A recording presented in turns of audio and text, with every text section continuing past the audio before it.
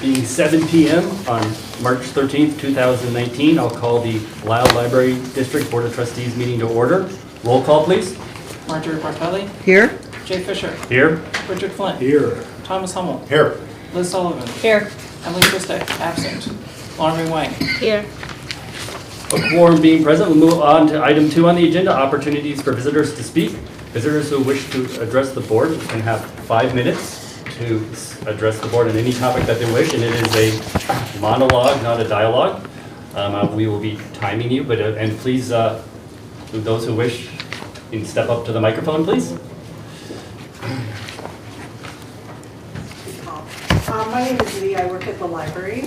I spoke at a board meeting several months ago because I wanted the board to be aware of the difficulties that some of our patrons have getting to and from the library, and hoping that the board could brainstorm for a remedy or a way to help. I did not expect to receive the response that I did, but I understand it. In case anyone is wondering, the response the board member gave me was to bring some pamphlets in on a ride service and place them on the board table. We at the library are familiar with those services, and they are somewhat lacking. A library stop would be nice, wouldn't it? Sometimes it's hard to walk in someone else's shoes.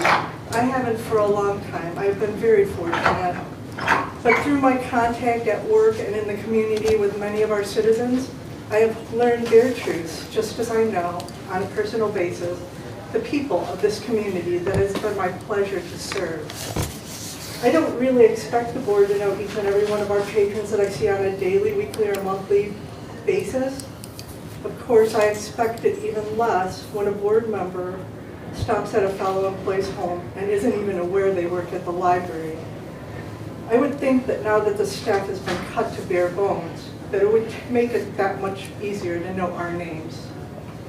So I don't expect one to know that calling a ride service is often an exercise in futility, or at least very frustrating.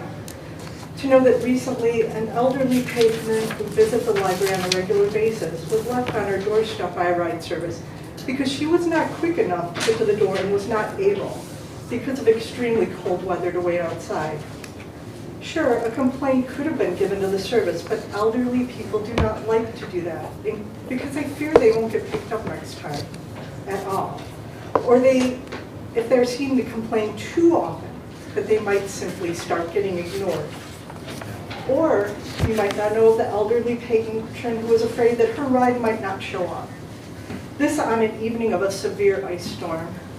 We tried and tried to call that service for her, but they were closed and they had another number that you could call for convenience. After going through way too many choices of press 1 for this and 3 for that, my coworker was very frustrated, and she was a lot younger than the woman she was calling for.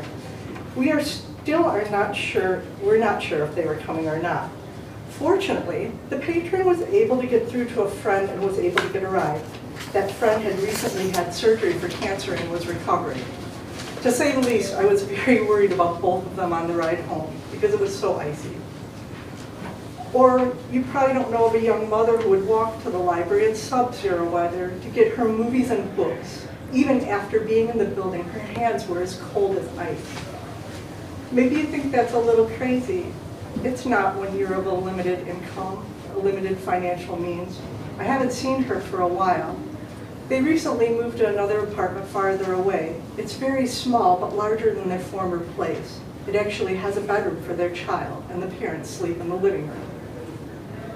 They probably wouldn't have extra money for a daily pace fare, even if they were lucky enough to have a route near them. It is often hard for those who live comfortable lives to relate to those who have less. I know one thing, that not having transportation is a hardship when you live in the suburbs. My daughter and I shared a car when she was in college. We both had jobs. It was very difficult, even with the car that we had, to make arrangements. We have a mixture of people who we serve at our library, professional and blue collar, working and retired stay-at-home moms, and moms who work outside of the home.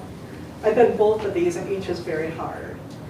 because I know many of the residents of the village. I feel correct in saying that almost all of them, or at least the majority, would not mind foregoing another tax cut if it meant having a library that can continue to provide the services that some of our residents so desperately need. Most of us know that you can't even pay some bills without having internet service. That's a big monthly charge, and it is growing. Many that live among us can't afford Netflix or cable services, and just about everyone needs a distraction that a good movie, novel, or a game brings from the latest news feed. That is what we try to offer our patrons, and I really think that they like us. They really, really do. After all, wasn't that the #1 response in the survey? I don't believe that the residents of this town want so badly to save a few dollars on their next tax bill that they would deprive their community of the fine library that we have. I know that the people of this town are truly a village. I know they care about their neighbors. The people of this town are the village of Lisle. Thank you. Thank you for listening. Any other visitors present wish to address the board?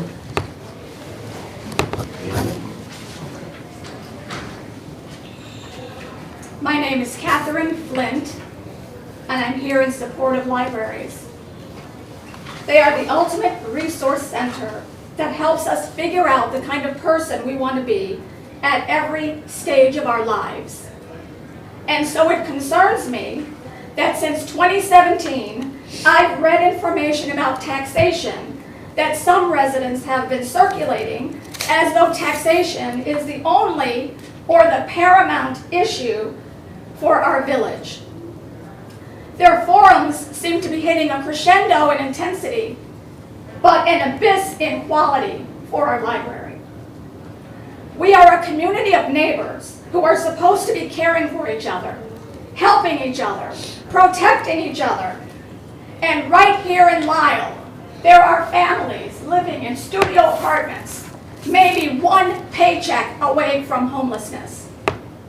I know families who are 6 or 8 months into health crises like cancer or Alzheimer's, and who are struggling to survive each and every moment of every day. To those residents who focus on taxation, your priorities are misguided. The majority of Lisle residents believe that matters of health, family, and education are far more important. When we have board meetings where residents attend and use our resources, like our time and our space, to wrongly attack our neighbors or our colleague, my heart sinks and my blood pressure spikes. When trustees on our board bully and scapegoat and lie about their colleague, as other trustees and staff sit there silently watching, no comment, no pushback, only silence, my heart sinks and my blood pressure spikes. Everyone looks a mess. That's how an acquaintance of mine described the current board leadership: messy. We have Sullivan, who posted a racist and xenophobic rant on her trustee homepage, social media page. We have Hollow, who refused to acknowledge this unacceptable behavior on camera at the April 11th, 2018 board meeting, even though they pressed to videotape these board meetings for transparency purposes. We had an elevator broken for 8 months, from June of 2018 through January of 2019. And again, we have Hummel, who pushed to postpone and then sabotage the 2017 Community Engagement Project against the library by censoring library users, restricting their attendance, and in favor of non-users by encouraging their attendance. And again, we have Hummel, who filed an objector's petition against me. When he can use government to abuse his neighbor, he doesn't complain about government. When he can waste hundreds or thousands of tax dollars filing a corrupt petition, he isn't complaining about taxes. I believe his objection against me was discriminatory as well as deceitful. Because I have rheumatoid arthritis. As a government body, the library had an obligation to reasonably accommodate me. Instead, Hummel shamefully attacked me, specifically on the basis of how I use my hands. And this may be a violation of ADA Title II law. How did we get here? I know we are better than this. That spark of spirit that resides in each of us tells me that we can do better. So I have an idea. Change the way you think about the library and consider it an investment. Everyone knows the importance of protecting and growing investments. Every healthy, thriving community has a statement library as its cornerstone. I envision Lisle residents coming together and finding innovative methods to improve our investment without increasing our taxes. We can make our investment work for us, but we must try. We haven't even tried. Finished up, please. We have to start thinking imaginatively and inventively. Libraries are about the character of the people who live in that district. With the right leadership, any library will exist in complete compatibility with the surrounding community. Thank you.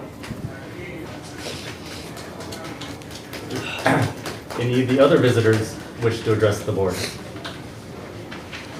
Any other visitors wish to address the board?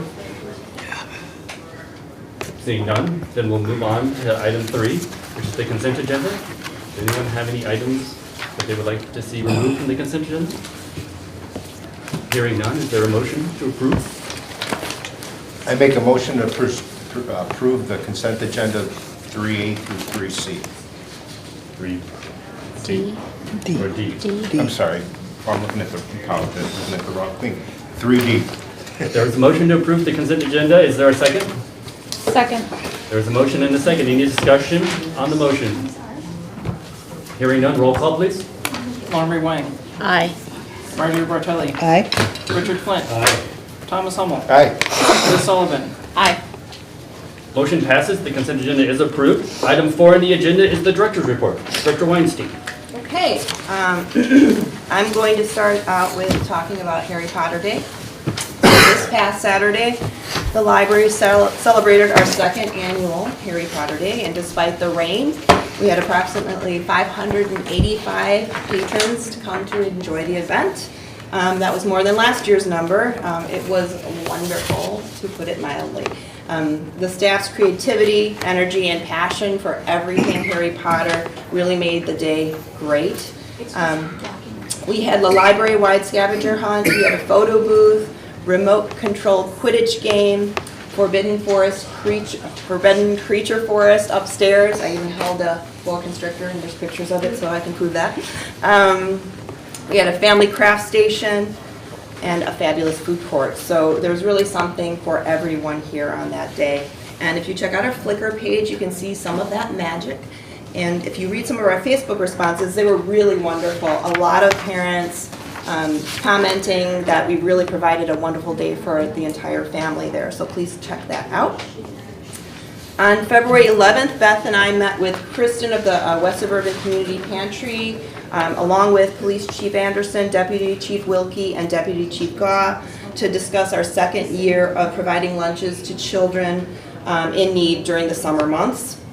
So I know Beth is coordinating this year's efforts, and I know she'll have more information as the dates and times grow closer to when we start promoting that schedule. And I am working with both the Friends of the Lisle Library District and the Lisle Women's Club regarding some cooperative programming in 2019. In April, in celebration of National Library Week, we are partnering with the Lisle Women's Club to recognize the women who essentially built the Lisle Library District. And then later in the year, we look to partner with the Friends to sponsor a larger scale author event. And then lastly, in February, I had the pleasure to meet with a number of residents interested in becoming more involved in the community, whether they wish to volunteer with us at the library or within other organizations in town. The good news is Lisle has a plethora of people looking to give back, and the library is currently in the process of drafting a more comprehensive volunteer program for adults here. Currently, we have a very robust young adult volunteer program for the summer read. We have a limited program for adults. We do have 3 home delivery volunteers, and then we've had a few volunteers help us with some library-wide events, but it's my goal to provide a more inclusive program for adults. Obviously, this will take a lot of planning, some vetting, and some thoughtful management, but we hope to have an adult program sometime this summer. And just a note that all of our volunteer activities, whether they are for kids, teens, or adults, are always coordinated and supervised by staff. And that's my report. Are there any questions or comments for the director? I have a question. Tatiana, last summer, we consensused to authorize you to investigate what would be involved for downtown location for the library. Do you have anything to report on that? Or have you learned anything? Or is Nothing new since our October discussion. Could you give us then a brief summary of what you have learned? Nothing new since then. Are you talking about just connecting with the village and talking about those opportunities? The village, certain members of the village, certain developers, you were just going to see what the land was like. Not literally, but what the offers were like. Nothing's happened. The reason I ask is because at a few times in the last meeting and then in the budget meeting we just finished, there's been discussion of renovating the current library, this one, versus other options. And my time on the board is going to wind up pretty quick, but I'd like to know, my time and Jay's time, but I'd like to know, are we still evenly balanced between the two options, or is one more likely? Or? I would say so. I know that when we get to our physical plant committee line, the committee has, they want me to look into hiring a facility assessment coordinator, basically, to look at our current footprint and see kind of the life expectancy of everything, including the foundation, the roof, and then both areas of land that we own. Just one more quick question then. How would that differ from what we got from Millennium Consulting? I mean, we had a space study done, what, 3 years ago? That wasn't Millennium. It was. Whoever it was, how would the report differ? What questions are we asking that are different than what you asked before? So the space study was Ingrid Anderson. Ingrid Anderson, correct. And that was an overall, it was basically a comparison study to our current library in comparison to other libraries in Illinois and Wisconsin, if we were to upgrade to match contemporary libraries in Illinois and Wisconsin. Thank you. Any other questions or comments for the director? Do you want to talk about the facility assessment, or with the physical plan? Wait. Okay. All right, any other questions? All right, thank you, Tatiana. On to item 5, which is the Assistant Director's Report. Assistant Director McCullough. So just want to talk a little bit about the event team and the good work that they did in planning the Harry Potter Day. They know that this is a popular program, and they really planned accordingly. We tried to use the whole library so that everyone would feel comfortable here in the building. As Tatiana mentioned, we had about 580 people, and about 120 people, mostly children, completed the scavenger hunt. The next event that the event team is working on is National Library Week, which is April 7th through the 13th. Our youth services staff is planning an outreach, multiple programs with a theme from the book Dragons Love Tacos. There's a family craft program that will take place that week. And as well, we will have a tribute concert on Saturday, April 13th, to celebrate the women who have established the Lisle Library District. Couple notes about our facility. On Tuesday, February 19th, staff detected natural gas odors in the receiving area and the West Mechanical Room. NICOR was called, and they arrived promptly before the library was open, and the technician found a leak at the boiler ignition. The valve was tightened, and later on, Monaco Mechanical inspected both boilers for leaks. As part of the budget process, staff are preparing a request for proposal for cleaning services for the library.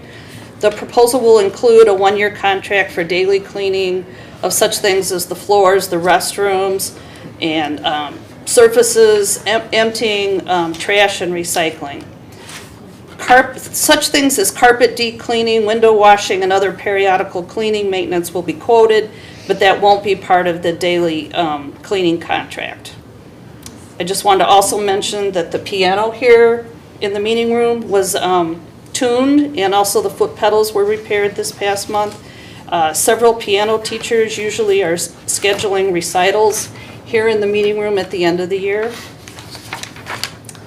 And Tatiana mentioned the meeting with people involved with the West Suburban Community Pantry, Kristen, and we also met with Chief Anderson and Deputy Chief Wilkie and John Gaw.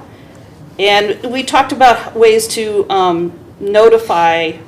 get the word out about this program of summer lunches. And just a reminder that we will be signing up the library for this June. It'll be starting in June. We anticipate the program launch being on Mondays again, and we do sign up through the Northern Illinois Food Bank.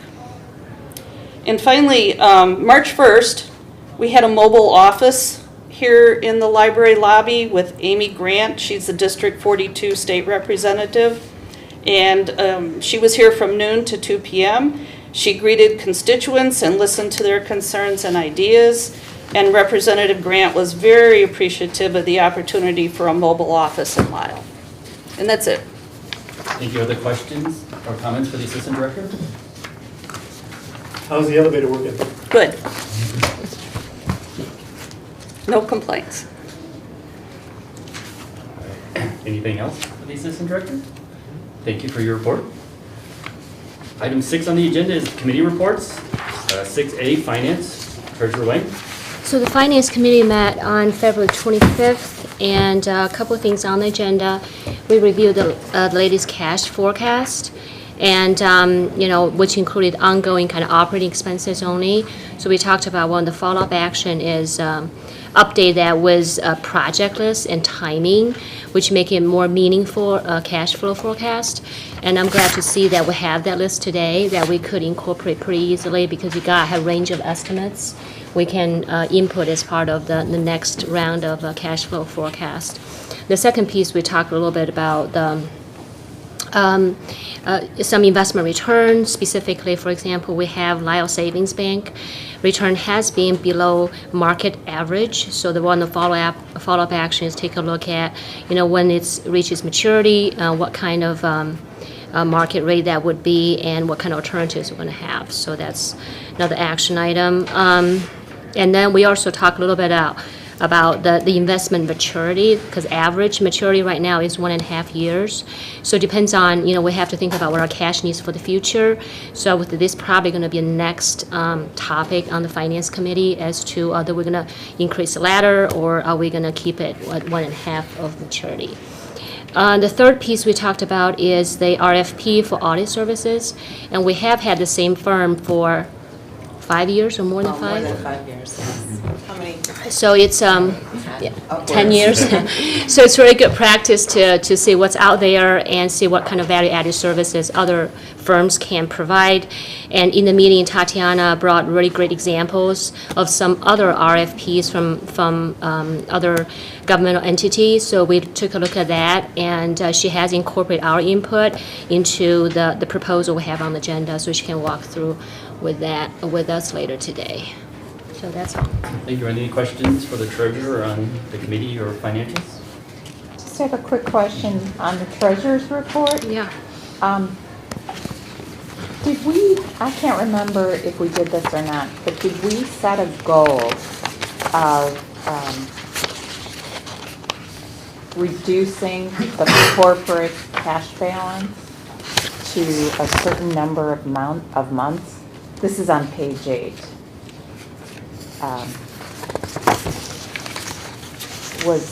I could have been mistaken. Did we say that we were gonna keep no more than, I don't know, 6 months in there or something like that? of our- Board policy, in our fund balance policy 720, I believe it states that the board has decided to keep between 6 and 12 months. And I think it's been discussed to have between 6 and 8 months is reasonable. That's a goal. Right. And do we know, it's more than 12 months now, right? No, Ginger? I don't believe so. Never been more than 12 months. Okay, so we spend more than 6 million in a 12-month period out of corporate? I'm not sure what, I mean, we can look at the numbers you're looking at and come up with a number for you and let you know how many months we have in reserves, if that's what you're getting at. Okay, maybe I'm not understanding this at all. I'm looking at the $6.1 million that's in the cash balance as of January 31st. And so if our goal is to keep between 6 and 8 months, I think the issue is that from now until the end of the fiscal year, we're going to get very little in terms of revenue. And so we're going to spin that down, so you can't look at as of January 31st and say, well, we have this many months, when you have to look at what's going to be at the end of the fiscal year in terms of what the balance is going to be then in terms of the reserves, because we only get most of our revenue in at 2 certain times, and then we spend it down after we get it in. So you can't look at it you have to sort of project as to what it's going to be at the end of the fiscal year in terms of the month of spending, not. That's why we kind of talk about the cash flow forecast is important, because it actually gets our receipts and expenditures more accurately forecasted. So now we incorporate this capital project list, then we'll be able to have a forecast as to what would be the end of the month, end of the year, and then we say at end of the year and then plus 6 to 8 months what that balance should be. So I don't think we have complete information today to say whether we're over or not. got it. Thank you. Any other questions for the treasurer? Seeing none, we'll move to item 6B, personnel policy. Chairman Flynn. The fruits of our labor are in your packet. We will vote in about 15 minutes on policies 342, social media, 200, bylaws, 705, construction, capital improvements, and contractual services. We didn't get quite through our agenda. I really want to have a discussion about a diversity policy, or at least the foundations of a diversity policy. And so I would like us to have a meeting in April where that can be done. Also, you'll notice that as regards the policy on the bylaws, we refer to, one of our policies refers to an ethics policy, which we don't have yet. What we're asking of you, hope we're not asking too much, we're asking you to vote on this policy and let the ethics policy follow. We had kind of a split opinion about what such an ethics policy might be like, whether it should just be a list of do's and don'ts, like a bullet point list like the 10 Commandments, or whether we should separate out the policy aspect from the code of conduct aspect. And I don't think we're quite finished with that discussion. So if we're able to set a meeting date in April, we can take that a little further. Unfortunately, one of our committee members, am I right, is not here, so I think it'd be futile to try to schedule a committee meeting time right now, but we'll do it. Can you try to do that electronically? Well, some people do it electronically. I think it's just as simple to call Tatiana and say, hey, here's what we're doing. All right. Any questions for the personnel policy, Chairman? Seeing none, we'll move on to item 6C, which is physical plant. Vice President Hummel. We had a physical plant meeting March 6th, was it? We had a lot of topics, and I know we just mentioned the facility assessment? Assessment, just through like facility assessment, so I don't know if you want to start with that and take it from there. I can start with that. We did talk about hiring someone to evaluate the useful life of our equipment, our building, looking at our campus.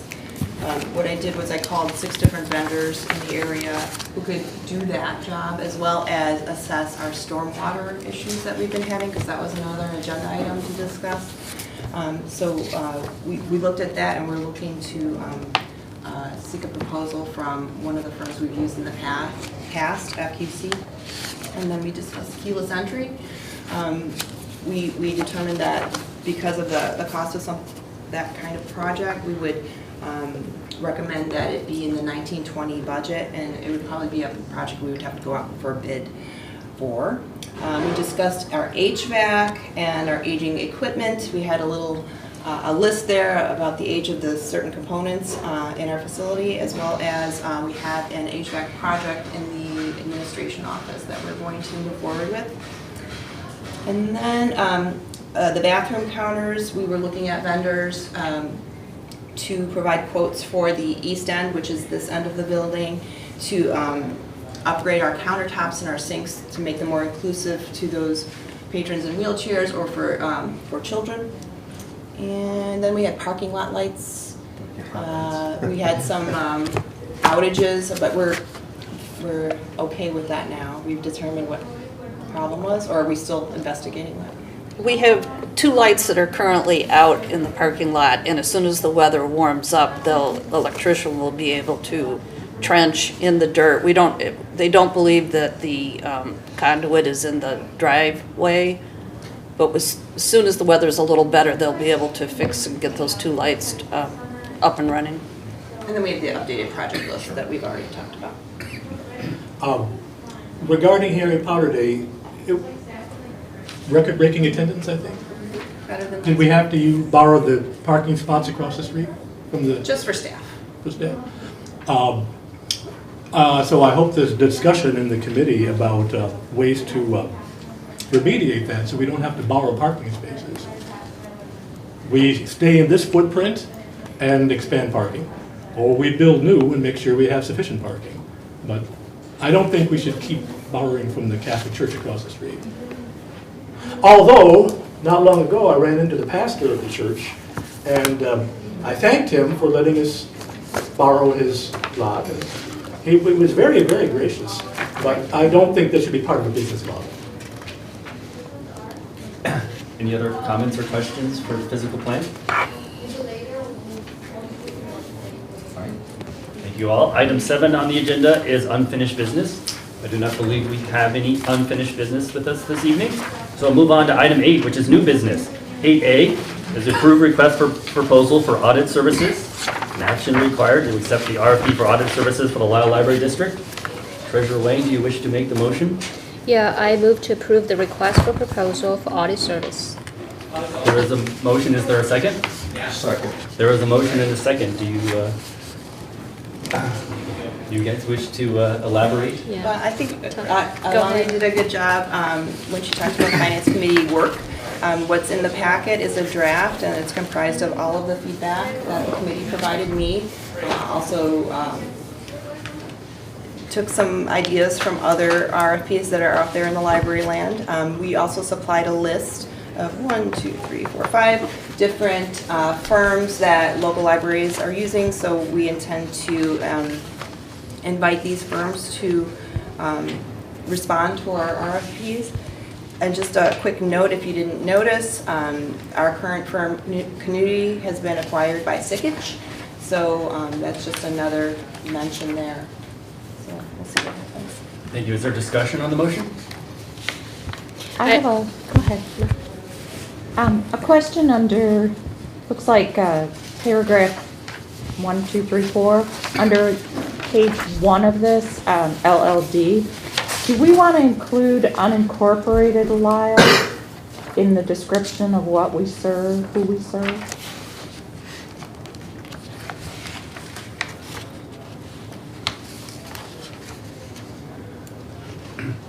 Since we do serve unincorporated Lisle, probably throw that in there.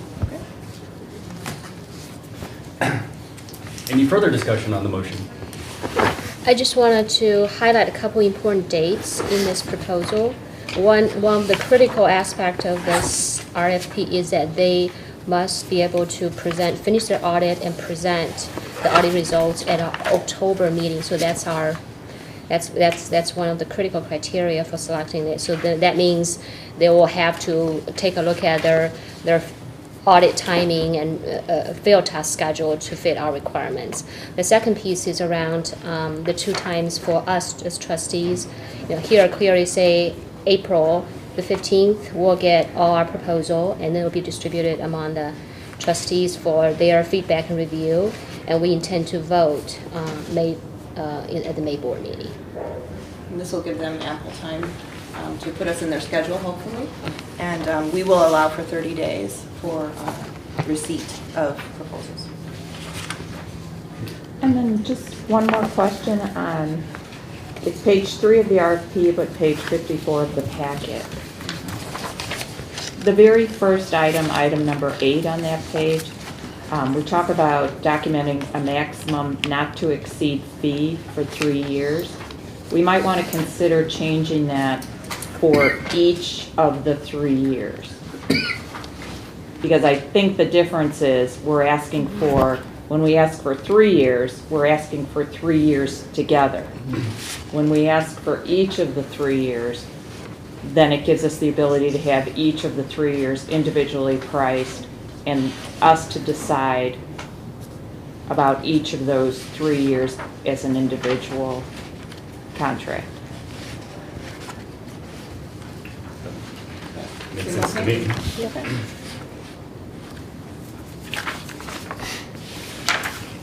missed a period there. Oh, that's weird. Okay.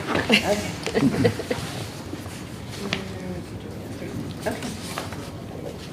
Got it. So upon our discussion, we have amended the request for proposal. Do you wish to withdraw your motion and move to approve the RFP as amended? I withdraw my original proposal and I move to make the motion to approve the RFP as amended. Second. Oh, I'm sorry. Okay, so we have a motion and a second to approve the request for proposal as amended during our discussion. Is there further discussion on that? The only thing I'll mention is that we will make the necessary changes, and then these will be mailed out tomorrow to allow for 30 days. All right. Roll call, please. Richard Flint. Aye. Thomas Hummel. Aye. Liz Sullivan. Aye. Marjorie Wang. Aye. Marjorie Bartelli. Aye. By a vote of 5-0, the motion passes and the RFP will be distributed. Item 8B under new business is the approval of LLD policy 342, social media. Does the chair of the committee wish to make a motion? I move that we approve LLD policy 342, social media. There is a motion. Is there a second? Second. There is a motion and a second. Discussion? The chair or the director wishes to? It is what you see. I don't think this is our final word on it, though. There's a broad variety of social media types of policies. We chose to get started with this one, and because we think it suits us best, but we may add on to it or amend it in the future. Any discussion amongst the board members? Of course. On page 57, could we consider replacing proselytizing with a simpler word? What would you like? I don't think so. People who understand what the policy means will know what the word means. I say I do like words that are specific. I understand the idea for simplicity, but do you have But not a problem? too much. Yes. Does anyone else have an opinion? All right, any other comments? Discussion? All right, roll call, please. Thomas Hummel. Aye. Liz Sullivan. Aye. Lori Wang, Aye. Marjorie Bartelli, Aye. Richard Flint. Aye.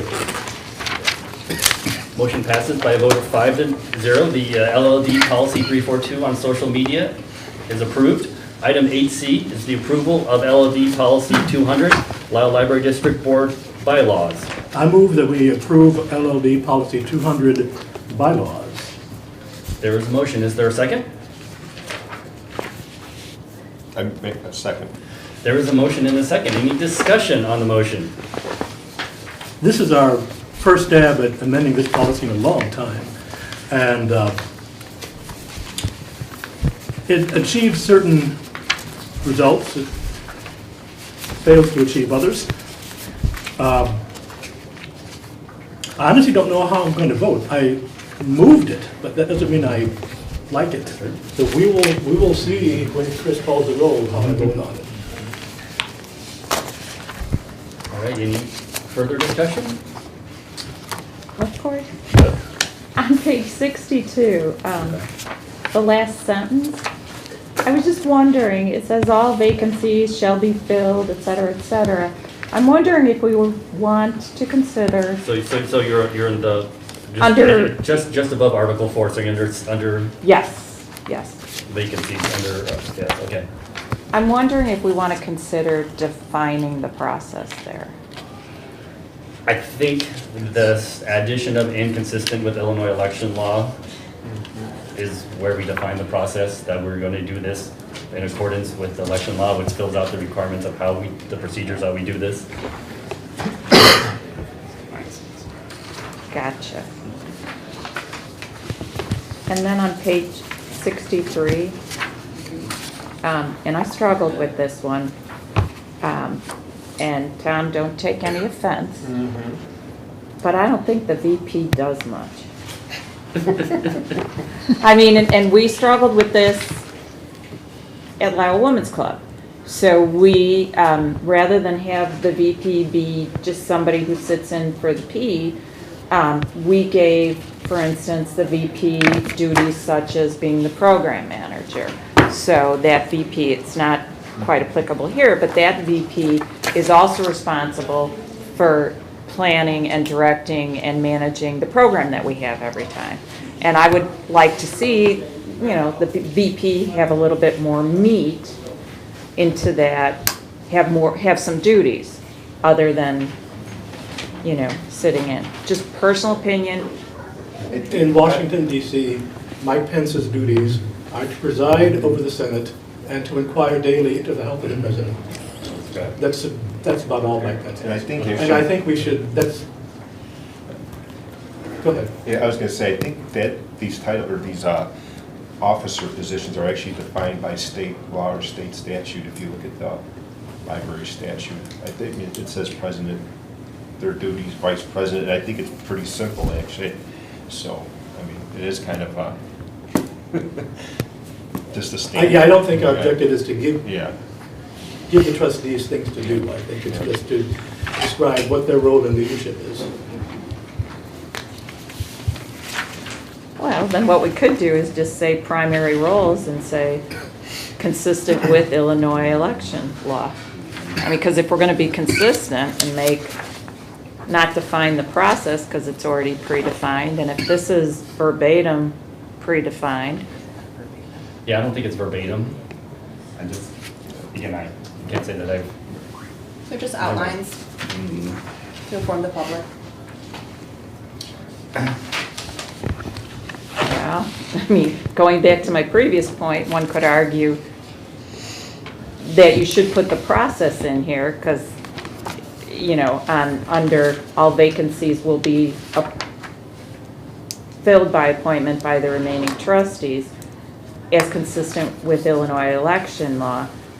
I mean, if the argument for having, you know, the primary roles given in summary form, I think the same argument holds true for the previous page. You either have to argue the same for one page and the other page, or change the argument. You can't have them inconsistent.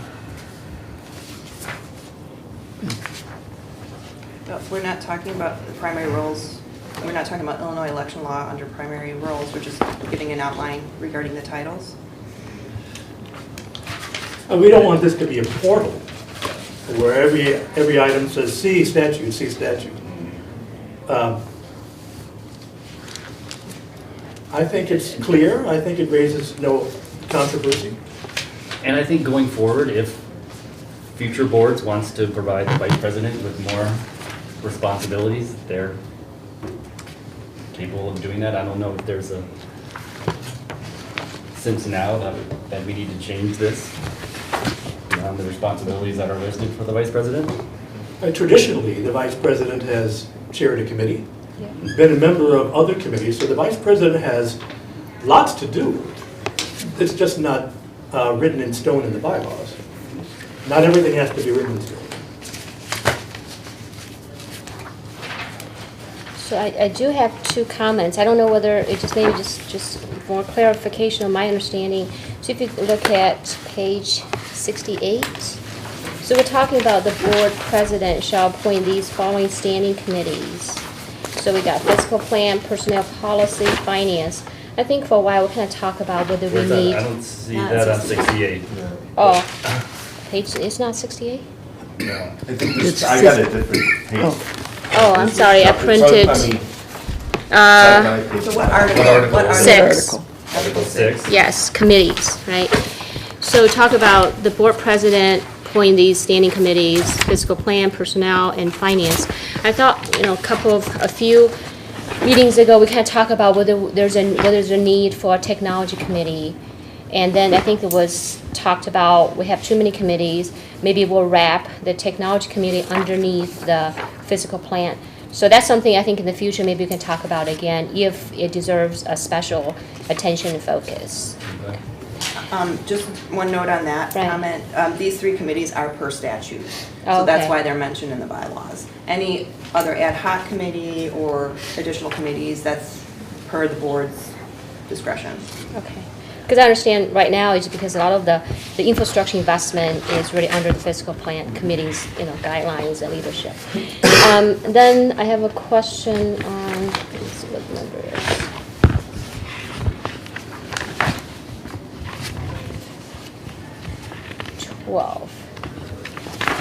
Teleconferencing, electronic participation, board meetings. So this is basically said, if the quorum physically present, will allow teleconferencing, right? This Okay. is straight from the Yeah, statute. this is straight from the Open Meeting Act. All right, And your training. Yes. thanks. Which today, I don't think physically we can accommodate that because we don't have a dial-in number here, right? We've done it. We've done it, okay. All right, thanks.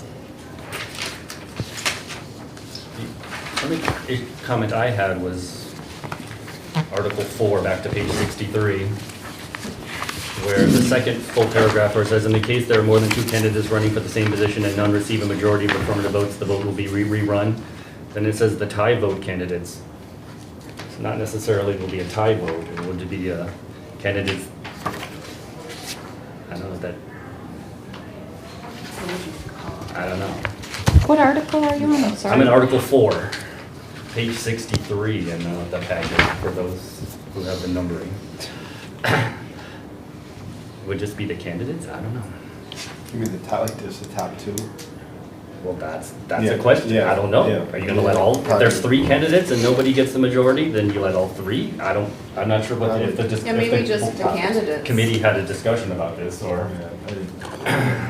Probably just change it to the top 2 then, I guess. well, do you want to do that?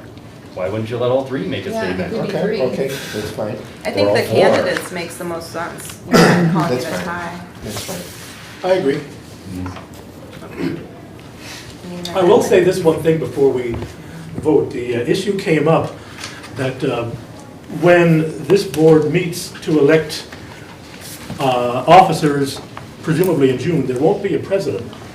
So the issue was raised, who's going to open the meeting? And just for your information, what's usually done is that the body chooses a temporary person to gavel the meeting to order and then start the process. If the first order of business is to elect a president, you'll have a president in like 1 minute. But you will need someone to hold the gavel and to call the roll, just so you know. Didn't we add that? Yeah, that's in there. It's I know in here. Yes. All right, any further discussion on the motion? Can I just ask a stupid question? Just because I don't, I know another one, right? Okay, and I'm not saying change the policy, can you just tell me what is the policy? If all vacancies, and again, this has to do with trustee vacancies, what is the policy, you know, if it's filled by appointment by the remaining trustees and consistent with Illinois election law, what is that process? Are you asking about the policy or the process? Process. The process is that the trustees appoint a replacement. So. The practice is that we advertise the vacancy for 1 month, take another month for candidates to respond, and then hold a special meeting where we interview the candidates and make a selection. Doesn't have to be done that way, and some bodies do not do it that way. It takes us a long time, takes forever. On this board, Longry and I are the 2 remaining trustees who were initially appointed.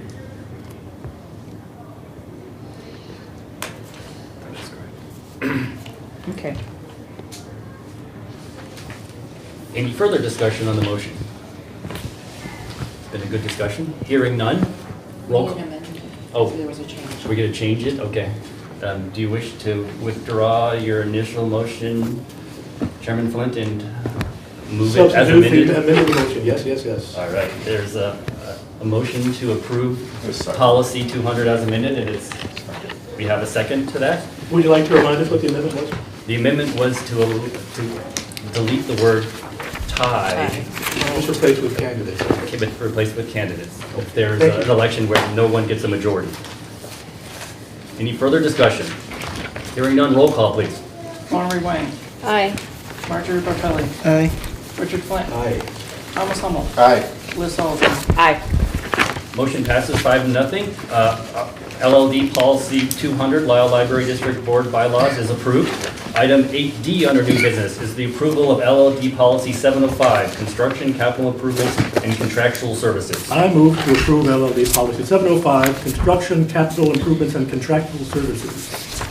There is a motion. Is there a second? I'll second. There is a motion and a second. I'd like to defer to Beth McQuillan to explain why this is important and what it achieves. Assistant Director McCullough, the floor is yours. I will help. Okay. Thanks. Well, you, as a board, you are looking at a request for proposals for your audit. We're looking at one for cleaning. You may have one for Facility project, other facility projects, right. So these, you have sections here, statutes again.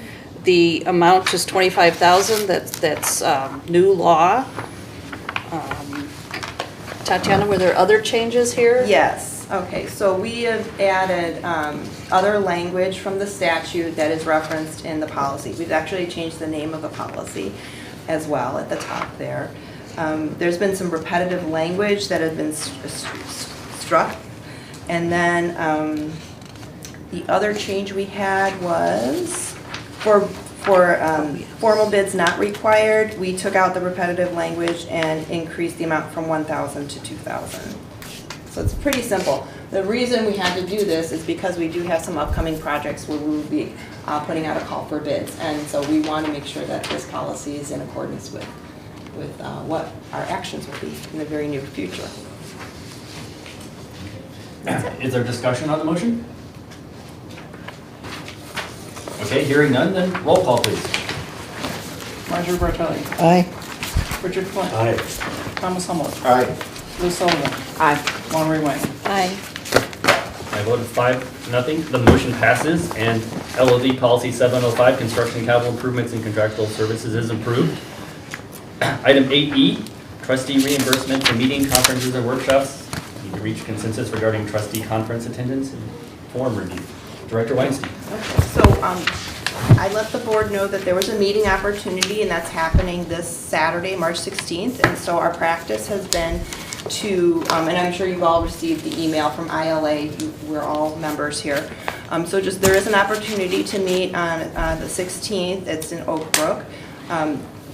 The trustee budget line for meetings has 0% expended, so we have $1,000 in that line, and we also have a convention line item where we have about $825 left in that line. So if any board members were interested in attending this event, we'd like to discuss that tonight.